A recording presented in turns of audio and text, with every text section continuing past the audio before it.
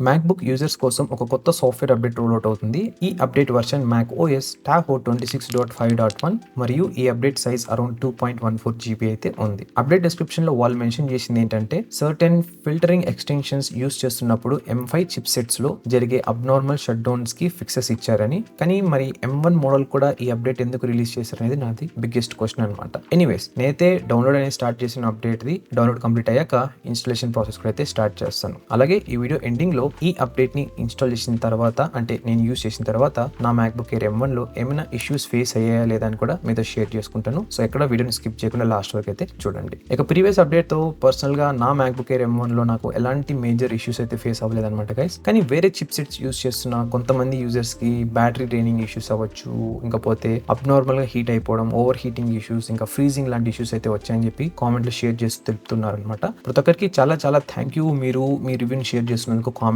లో ఇది చాలా మందికి అయితే హెల్ప్ఫుల్ గా అయితే ఉంటుంది. ఇకపోతే మీరు మీ మ్యాక్‌బుక్ ని అప్డేట్ చేసిన తర్వాత ఎలా పర్ఫార్మ్ చేస్తుందో అని చెప్పి కింద కామెంట్ లో తప్పకుండా చెప్పండి. ఎందుకంటే ఈ వీడియోని చాలా మంది చూస్తారు, వాళ్ళకి మీ రివ్యూ అనేది చాలా అంటే చాలా బాగా హెల్ప్ అవుతుంది. ఇప్పుడు నా మోడల్ ఇష్యూస్ ఏం లేవని చెప్పి అన్ని మోడల్స్ లో ఉండవని కాదు, కొన్ని ప్రాబ్లమ్స్ అయితే వస్తుంటాయి అనమాట. ఇప్పుడు M2 చిప్ లో ఒకలాగా ఉంటుంది, M3, M4, M5 ఆ విధంగా అనమాట. ఈ particular model M1 air November 2020 అయితే రిలీజ్ అయింది. కానీ ఈ రోజుల్లో చూసుకున్నట్లయితే అప్డేట్ క్వాలిటీ మాత్రం ఈ మోడల్ లోనే కాదు వేరే మోడల్స్ లో కూడా ట్రాక్ తప్పినట్లయితే అనిపిస్తుంది.